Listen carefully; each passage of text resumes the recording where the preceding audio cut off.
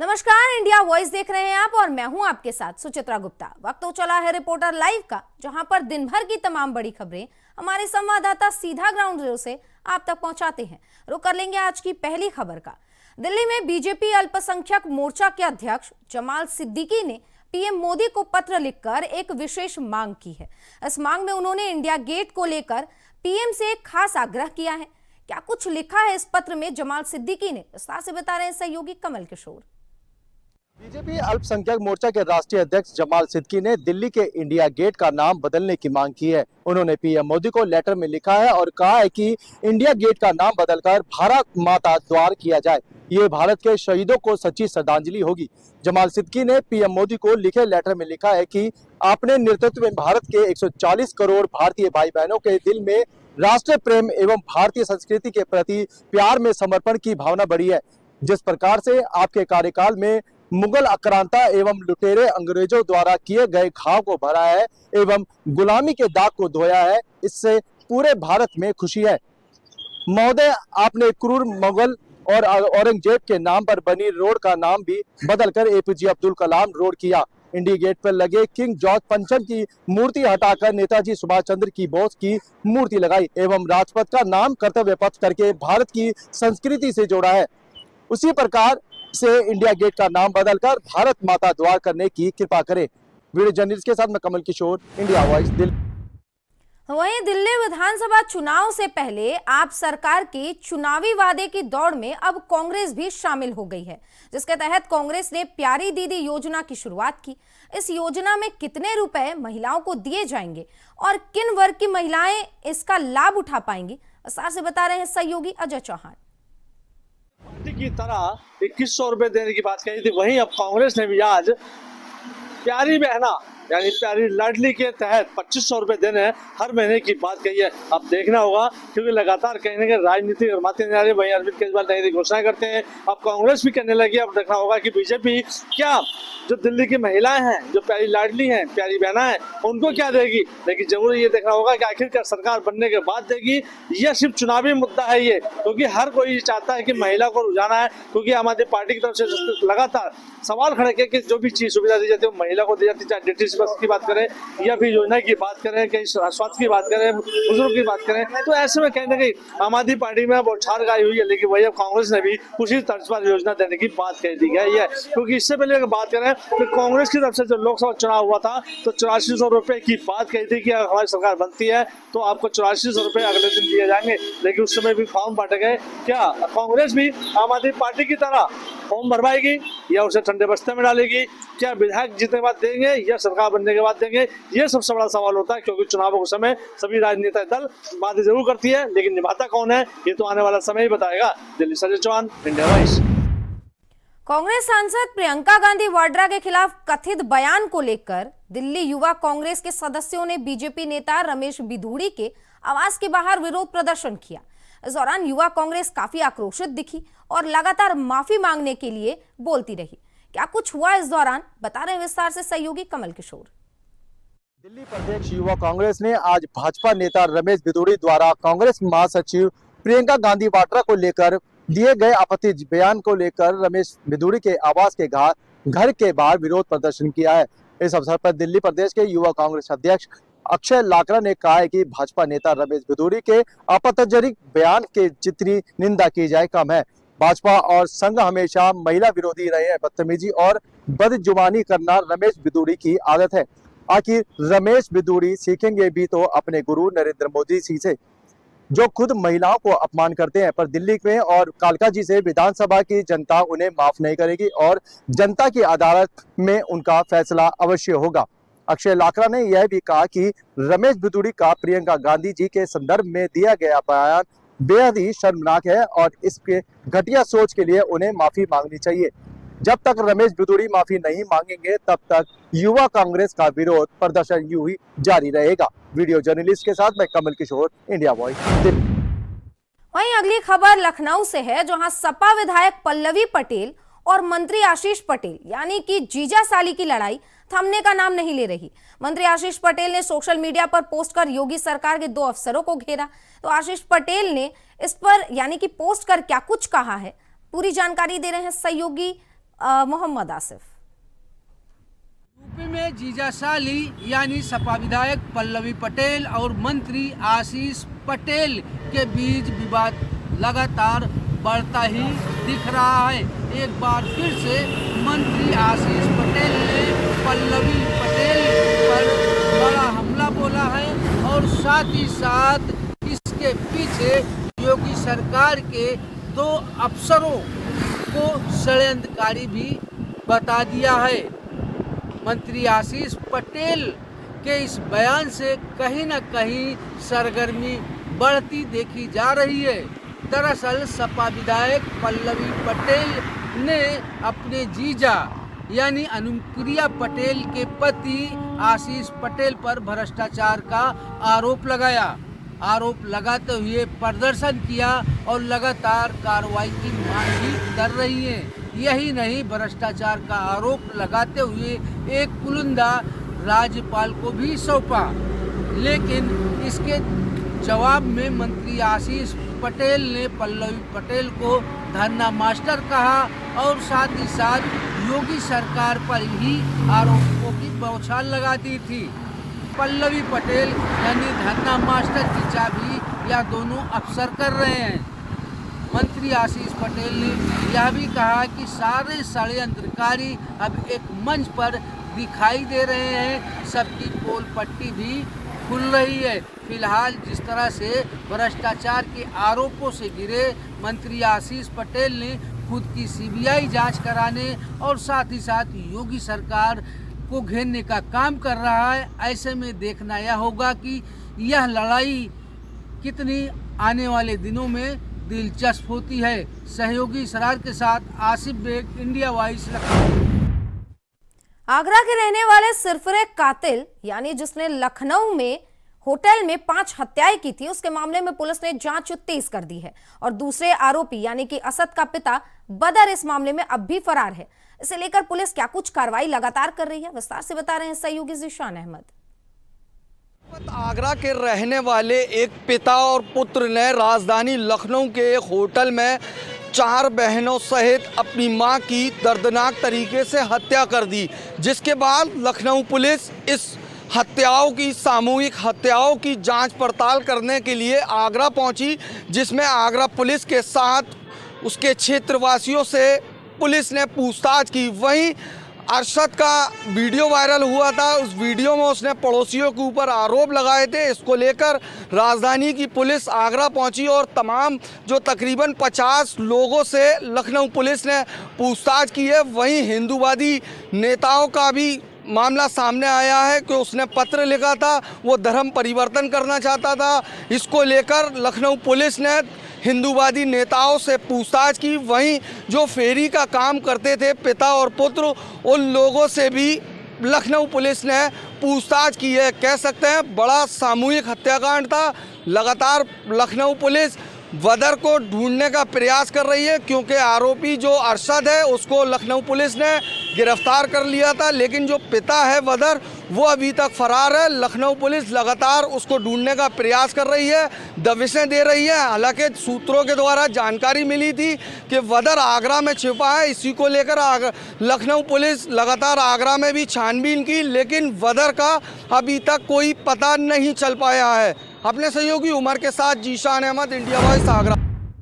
यहाँ रुकेंगे एक छोटे से ब्रेक के लिए, जल्द लौटते हैं।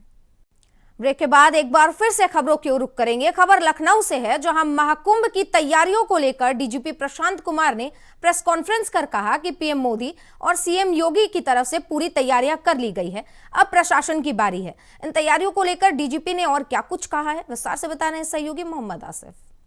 डीजीपी प्रशांत कुमार ने महाकुंभ की तैयारियों को लेकर बड़ा बयान दिया है। कहा है कि नारा है कि दिव्य, भव्य और डिजिटल हो महाकुंभ। इसको देखते हुए पीएम मोदी और यूपी सीएम योगी आदित्यनाथ ने पूरी तैयारी किया है।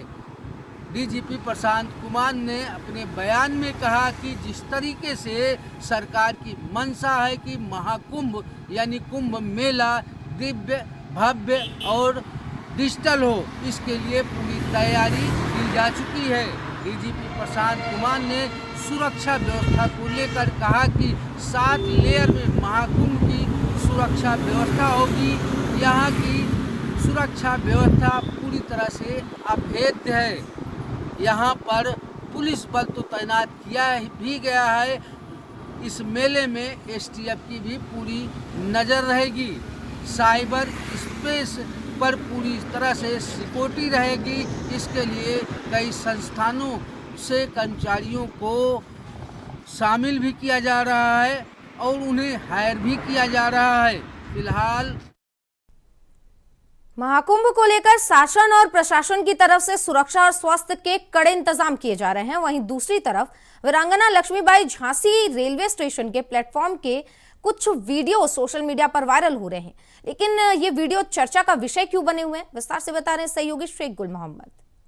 महाकुंभ 2025 की तैयारियों को लेकर शासन प्रशासन की तरफ से विशेष ध्यान दिया जा रहा है और सख्त हिदायतें दी जा रही हैं कि महाकुंभ में पहुंचने वाले यात्रियों और श्रद्धालुओं को किसी प्रकार की कोई दिक्कत परेशानी नहीं होनी चाहिए। वहीं उसी बीच में झांसी वीरांगना लक्ष्मीबाई स्टेशन पर कुछ वीडियो सोशल मीडिया पर जमकर वायरल हो रहे हैं, जिसमें अवैध वेंडर खुला खाना जमीन पर बेचते हुए नजर आ रहे हैं। आखिरकार अगर यात्री इस खाने का सेवन करता है और उसकी तबीयत खराब होती है तो उसका जवाबदार कौन होगा और कौन इनको इसी परमिशन दे रहा है कि स्टेशन के अंदर दबंगियाई से खुलेआम ये खाना बेचते हुए नजर आ रहे हैं। जहां महाकुंभ को लेकर शासन कड़े प्रशासन कड़ी और सख्त हिदायतें लोगों तक पहुंचा रही है कि लोगों को किसी प्रकार की दिक्कत सामना ना हो। वहीं झांसी स्टेशन से इस तरीके के वीडियो वायरल होना एक बड़ी चूक की ओर इशारा कर रहे हैं। झांसी से इंडिया वॉइस के लिए शेख गुल मोहम्मद। तो वहीं प्रयागराज महाकुंभ में लगातार अखाड़ों का प्रवेश जारी है। इसी कड़ी में श्री पंचायती अखाड़ा आनंद की छावनी की प्रवेश यात्रा बागंबरी गद्दी से शुरू होकर मेला क्षेत्र में प्रवेश करेगी। इसे लेकर साधु संतों में जोश देखने को मिला। क्या कुछ कार्यक्रम होने वाला है, विस्तार से बता रहे हैं शोएब रिजवी। आयोजित होने वाले महाकुंभ को लेकर के अब अखाड़ों का जो प्रवेश है अपने अंतिम दौर की तरफ बढ़ रहा। आज आनंद अखाड़ा जो है वो छावनी प्रवेश कर रहा है। बागंबरी मठ से शुरू हुआ ये अखाड़ा अपने विभिन्न मार्गों से होता हुआ छावनी पहुंचा है। दरअसल इस बार जो अखाड़े हैं वो अलग अलग तिथियों पर छावनी प्रवेश कर रहे हैं। आनंद अखाड़ा आज इसी क्रम में अपनी छावनी प्रवेश कर रहा है।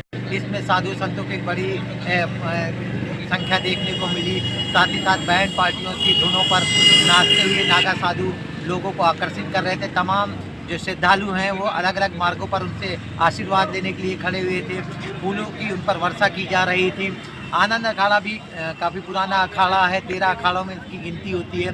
ये छावनी प्रवेश के बाद आज से यहीं पर रहना शुरू हो जाएंगे। दरअसल 14 जनवरी को जो अमृत स्नान है उसको लेकर के जो अखाड़े हैं वो जब पहुंच जाएंगे और 14 तारीख को जब ये अमृत स्नान के लिए जिसे शाही स्नान भी बोला जाता है उसमें शामिल होंगे तो उसको देखने के लिए देश दुनिया से लोग इकट्ठा होते हैं। तो ये कहा जा सकता है कि अब मेला महाकुंभ आयोजन को लेकर उत्तर प्रदेश पुलिस ने एक वीडियो जारी किया, जिसे लेकर झांसी पहुंचे अपर पुलिस महानिदेशक आलोक सिंह ने बताया कि प्रदेश का सोशल मीडिया सेंटर बेहद ही उन्नत सेवा प्रदान करने वाला है। इसे लेकर क्या कुछ और कहा है अपर पुलिस अधीक्षक ने, विस्तार से बता रहे हैं सहयोगी शेख गुल मोहम्मद। 13 जनवरी 2025 से महाकुंभ शुरू होने जा रहा है, जिसको लेकर अपराधी भी सक्रिय हो गए जो कि साइबर ठगी कर रहे हैं, जिसको लेकर पुलिस एक्शन मूड में नजर आई है। वहीं यूपी पुलिस द्वारा एक्स पर और तमाम मीडिया सेलों में एक वीडियो पोस्ट किया गया है जिसमें साइबर ठगी हो रही तरीकों के बारे में लोगों को सचेत किया गया है। वहीं पुलिस ने अनुरोध किया है कि इसके चलते अगर आपके साथ कोई ठगी होती है तो तुरंत पुलिस से सूचना करें। वहीं महाकुंभ को लेकर जो वेबसाइट तैयार की गई है उस वेबसाइट पर सभी चीजों की जानकारी दी हुई है ताकि भक्तजनों को किसी भी प्रकार की कोई दिक्कत परेशानी का सामना न करना पड़ सके। झांसी से इंडिया वॉइस के लिए शेख गुल मोहम्मद। नए साल में प्रवेश करने के साथ साथ ही आगरा कमिश्नरेट भी नया दिखने लगा है। यानी कमिश्नरेट आगरा के वरिष्ठ पुलिस अधिकारियों ने थाना प्रभारी से लेकर अधीनस्थ पुलिस कर्मियों के लिए गाइडलाइन भी जारी की है। क्या कुछ बताया गया इस गाइडलाइन में, विस्तार से बता रहे हैं सहयोगी जीशान अहमद। आगरा में शिष्टाचार नीति आगरा पुलिस कमिश्नर जय रविंदर गौड़ के निर्देश में लागू की गई है। वहीं आपको बता दें कि थानादार पहले फरियादी जब थाने पर पहुंचता था तो उसके साथ थानेदार तू और तुम कहकर बात करते थे। लेकिन अब आगरा पुलिस कमिश्नर के सख्त निर्देश के बाद कोई भी फरियादी थाने पर पहुंचेगा तो आप कहकर थानेदार बात करेंगे और उसके लिए चाय मंगवाएंगे और नाश्ते का इंतज़ाम भी थाना अध्यक्ष कराएंगे। कह सकते हैं कि आगरा पुलिस कमिश्नर जय रविंदर गौड़ की ये सकारात्मक पहल है, इससे अपराधियों में भी लगाम लगेगी, वहीं फरियादियों की जो समस्याएं हैं उनका कहीं ना कहीं निदान होगा। कह सकते हैं अपराधी थाने पर नहीं आते लेकिन फरियादी थाने पर आते हैं, ऐसा आगरा पुलिस कमिश्नर का कहना है। इसी को लेकर सभी थाना अध्यक्षों को निर्देश दिए गए हैं, अगर कोई भी थाना अध्यक्ष इस निर्देश का पालन नहीं करता है तो उसके खिलाफ सख्त कार्रवाई की जाएगी। अपने सहयोगी उमर के साथ जीशान अहमद, इंडिया वॉइस, आगरा। अगली खबर इटावा से है, जहां पुलिस को एक बड़ी कामयाबी हाथ लगी है, जहां 3 अंतर जनपदीय शराब तस्कर को पुलिस ने 54 पेटी अंग्रेजी शराब के साथ गिरफ्तार किया। लेकिन कैसे गिरफ्तार किया, क्या कुछ पुलिस की रणनीति रही, बता रही है सहयोगी वंदना यादव। इटावा पुलिस को मिली बड़ी सफलता, 3 अंतर जनपदीय शराब तस्करों को किया गिरफ्तार, जिनके कब्जे से 54 पेटी अंग्रेजी शराब व 1 DCM की गई बरामद। आपको बता दें कि जसवंत नगर थाना पुलिस ने की है बड़ी कार्रवाई। जसवंत नगर थाना पुलिस क्षेत्र अंतर्गत बिरमटसील थी, तभी सूचना मिलती है कि जसवंत नगर थाना क्षेत्र अंतर्गत फुलरई गाँव के पास 1 DCM खड़ी है, जिसके अंदर 54 पेटी अंग्रेजी अवैध शराब भरी हुई है, जिस पर थाना पुलिस द्वारा तुरंत कार्रवाई करते हुए DCM को और 3 अंतर जनपदीय वाहन तस्करों के साथ गिरफ्तार किया जाता है, जिनके कब्जे से 54 पेटी अवैध अंग्रेजी शराब भी बरामद की जाती है। वहीं पूछताछ के दौरान 3 अंतर जनपदीय शराब तस्करों से पता चला है कि वह यह शराब बुलंदशहर से कानपुर ले जा रहे थे। वहीं पूछताछ में यह भी पता चला है कि जो DCM थी उसके चेस नंबर और वाहन नंबर का जब इंजन नंबर का मिलान किया गया तो वो भिन्न भिन्न पाया गया, जिस पर तस्करों द्वारा बताया गया है कि वह कूट रचित गाड़ी के अवैध दस्तावेज तैयार करके बुलंदशहर से गाड़ी का प्रयोग करके बुलंदशहर से कानपुर यह अवैध शराब ले जा रहे थे, जिसकी अनुमानित कीमत शराब और वाहन की 25 लाख रुपए बताई जा रही है। इटावा से इंडिया वॉइस के लिए वंदना यादव। उत्तराखंड के मुख्यमंत्री पुष्कर सिंह धामी ने अपने दिल्ली दौरे के दौरान प्रधानमंत्री नरेंद्र मोदी से मुलाकात की और उनका आभार प्रकट किया। सीएम धामी ने कहा कि राज्य में केंद्र के सहयोग से विकास की योजनाएं गतिमान हुई हैं और साथ ही क्या कुछ बातचीत हुई है पीएम और सीएम धामी के बीच, विस्तार से बता रहे हैं सहयोगी अभय कैंतुरा। प्रधानमंत्री नरेंद्र मोदी के साथ आज राज्य के मुख्यमंत्री पुष्कर सिंह धामी ने मुलाकात की।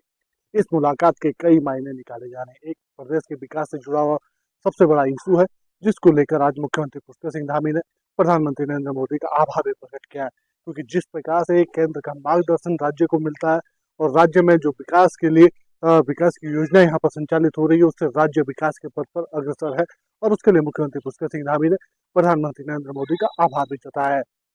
इसके अलावा कह सकते हैं कि राज्य में जो आने वाले दिनों में नेशनल गेम्स होने, उसकी मेजबानी उत्तराखंड राज्य को यहाँ पर मिली है और उसके शुभारंभ के लिए प्रधानमंत्री नरेंद्र मोदी को भी यहाँ पर बुलाया गया है। साथ ही यूसीसी कानून को लेकर भी चर्चा यहाँ पर हुई है, क्योंकि उत्तराखंड देश का पहला राज्य है जहाँ पर यूसीसी कानून लागू होने जा रहा है। ऐसे में जब डेडलाइन तय हो चुकी है कि जनवरी में इसे लागू करना है, तो फिर प्रधानमंत्री नरेंद्र मोदी का मार्गदर्शन लेना बहुत जरूरी था। इसीलिए आज मुख्यमंत्री पुष्कर सिंह धामी दिल्ली में प्रधानमंत्री नरेंद्र मोदी से मिले हैं। राज्य में जो खबर बांदा से है, जहां घने कोहरे की वजह से विजिबिलिटी 0 हो गई। इसकी वजह से लोगों का जो जनजीवन है वो अस्त व्यस्त हो गया। लेकिन ठंड से बचने के लिए लोग क्या कुछ उपाय कर रहे हैं, विस्तार से जानकारी दे रहे हैं सहयोगी संदीप कुमार। और उत्तर प्रदेश के बांदा जनपद से है, जहां पर लगातार ठंड का कहर देखने को मिल रहा है। अगर बात करें ठंड की, तो यहां पर ठंड इतनी विकराल ठंड पड़ रही है कि दिन में 15 से 16 डिग्री टेम्परेचर रहता है और रात की बात करें तो रात में 5 से 6 डिग्री टेम्परेचर गिर जाता है। अगर बात करें यहाँ के प्रशासन के द्वारा ठंड को लेकर के व्यवस्थाओं की, तो व्यवस्थाओं की अगर बात करें तो को लेकर के जिला प्रशासन के द्वारा लगभग 25 जगहों पर अलाव की व्यवस्था की गई है। और अगर रैन बसेरों की बात करें तो रैन बसेरों के लिए केवल 1 रैन बसेरे का इंतजाम किया गया है, जबकि पिछले बीते कई सालों पहले जो है तमाम रैन बसेरों का इंतजाम किया जाता था। लेकिन उसके आज की अगर बात करें इस वर्तमान के में इस बार केवल 1 ही रैन बसेरे का इंतजाम किया गया है। लगातार प्रशासन ठंड को लेकर के गाइडलाइन जारी कर रहा है। और अगर कोहरे की बात करें तो कोहरा इतना विकराल पड़ रहा है यहाँ पर कि 0 विजुअलिटी देख। उत्तराखंड में मौसम विभाग ने चेतावनी के साथ साथ बारिश की संभावना भी जताई है। आपको बता दें कि मौसम विभाग ने कहा है कि घनघोर कोहरा होने वाला है, साथ ही बारिश भी होने वाली है। इसे लेकर क्या कुछ तैयारियां की गई हैं, विस्तार से बता रहे हैं सहयोगी धनराज गर्ग। मौसम एक बार फिर करवट ले सकता है, क्योंकि मौसम विभाग की तरफ से साफ तौर पर कहा गया है कि आने वाले दिनों में उत्तराखंड के जो पहाड़ी क्षेत्र है वहाँ पर बर्फबारी देखने को मिलेगी और मैदानी क्षेत्रों में भी कहीं ना कहीं जो बारिश है वो देखने को मिल सकती है, और उसके साथ साथ कोहरा भी मैदानी क्षेत्रों में छाया रह सकता है, जिसको लेकर मौसम विभाग की तरफ से समय समय पर कहीं ना कहीं अपनी भविष्यवाणी जरूर की जा रही है। और कहीं ना कहीं हम देखते हैं कि जब भी मौसम विभाग कोई भविष्यवाणी करता है तो वो सच साबित होते हैं। हालांकि अभी की यदि मैं बात करूँ तो इस समय राजधानी देहरादून के अंदर धूप खिली हुई है, लेकिन माना जा रहा है कि कहीं ना कहीं शाम तक राजधानी देहरादून में भी बारिश की बौछारें पड़ सकती हैं। हालांकि सुबह के समय जरूर मौसम खराब हुआ था और आसमान में काले बादल छा रहे थे, लेकिन हल्की बूंदाबांदी होने के बाद फिर से धूप खिली है, तो इससे कहीं ना कहीं लोगों को राहत जरूर मिली है। लेकिन वही जिस तरीके से मौसम विभाग की तरफ से कहा गया है कि आने वाले समय में 2 से 3 दिन के अंदर उत्तराखंड के जो पहाड़ी क्षेत्र हैं, ऊंचाई वाले क्षेत्र हैं, वहाँ यूपी के कौशाम्बी जिले से एक दिल दहला देने वाली घटना सामने आई, जहां पिता की शुद्ध क्रिया करने गंगा में गए 4 लोग गंगा में डूब गए। इसके बाद क्या कुछ प्रशासन की तरफ से कार्रवाई की गई, विस्तार से बता रहे हैं सहयोगी इंतजार रिजवी।